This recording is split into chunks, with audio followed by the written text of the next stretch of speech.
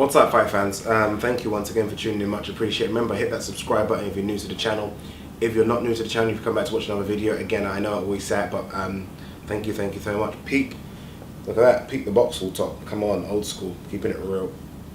Alright, let's talk Carl Frampton versus. If you don't know what that is, by the way, I used to have a channel called Box Talk. Check it out, I've got some old school videos on there you might like.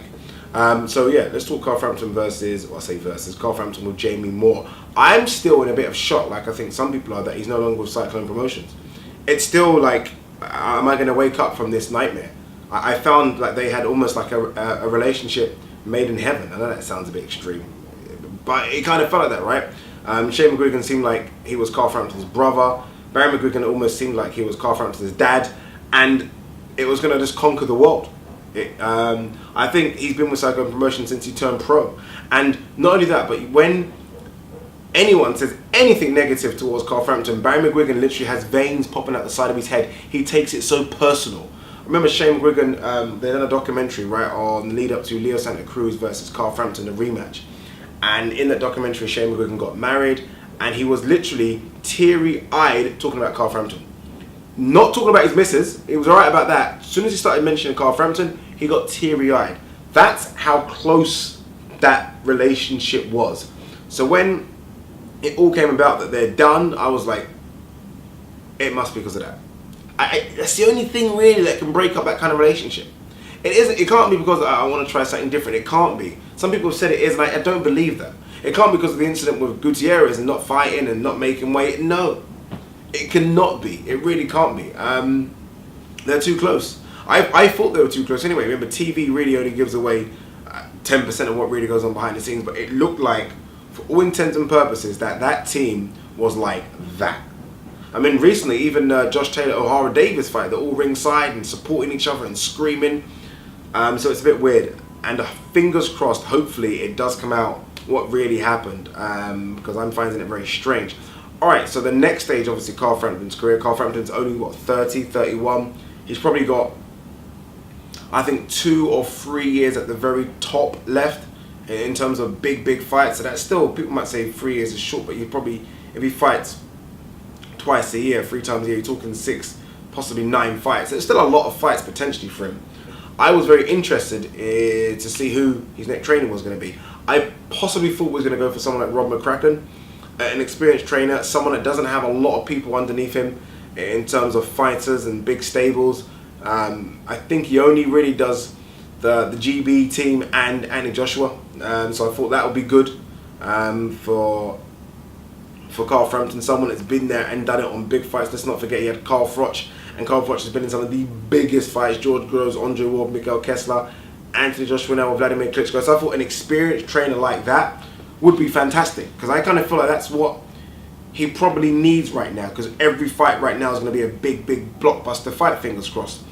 And when it gets tough, rounds 11, rounds 12, as it will do against whoever he's fighting, whether it be Abner Mars, Selby, Santa Cruz, Lamenchenko, possibly, all those fights are going to be deep water fights. So I feel like a very good trainer, very good, very experienced, can possibly get out of you another 5% when the going gets tough. If you guys watched Andre Ward when he fought Kovalev the first time, I think Andre Ward, when he got put down, went back to the corner, and Virgil Hunter gave him that great minute speech that, honestly, I think Andre Ward has alluded to, probably made him come out and fight his hardest to get the win.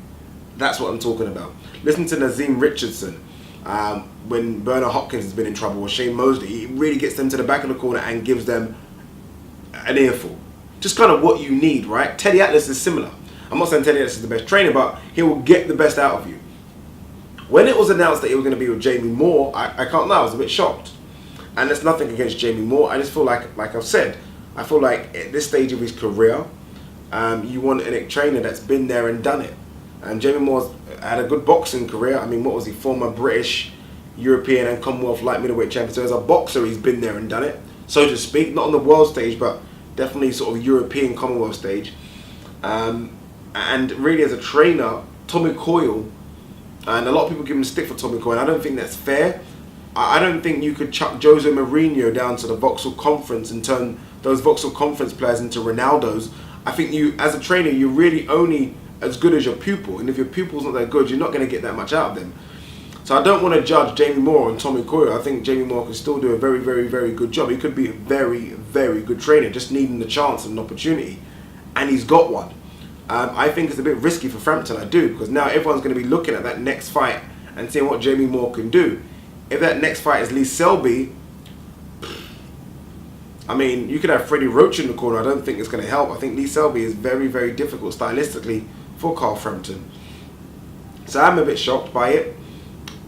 I wondered, look, Jamie Moore's what, 38, Shane McGuigan I think's what, 31, and I sometimes wonder if Carl Frampton just wants a friend, someone his own age that he can relate to, rather than almost an experienced father figure in the corner. Maybe that's it. Maybe that's what he wants, because Jamie Moore is very, very inexperienced as a top level coach. And like I said, I think for someone like Carl Frampton, when you're at the top of boxing, competing against, especially in that divisions, the 126, 122, 130, fine line between the fighters is very, very small. They're so close in their overall abilities with each other. Honestly, I think Abner Mars, Frampton, Cruz, Selby, Russell Jr., they're that close. They're all that close with each other. So I think sometimes a very, very, very good coach just gives you that extra, that little bit extra to get you over the line. That's all it is. And I don't know if Jamie Moore has that little bit extra. I don't know. People might say Carl Frampton at this stage of his career doesn't necessarily require a top manager or top trainer. Sorry, he probably knows everything you need to know. I say bollocks to that. Cotto still has Roach. You know what I mean? Mayweather still has his dad. GGG still has Abel Sanchez. All the top fighters in the world have very, very good coaches. Andre Ward still has Virgil. Even Sergey Kovalev, up until recently, had John David Jackson. All of them have top coaches that have been there, seen it, and done it, and they have them for a reason. So I'm very, very interested to see what he does. Good luck to Jamie Moore. I think Jamie Moore's a great guy. I absolutely love what he does with Sky Sports. I think he should be on Sky Sports a lot more. I think he's potentially a good trainer. I just feel like where Carl Frampton is in his career at this stage of his career, coming off the back of a loss, remember, I don't know if you want potential. I think you want proven ability. That's just my 2 cents. What do you think, guys? Let me know.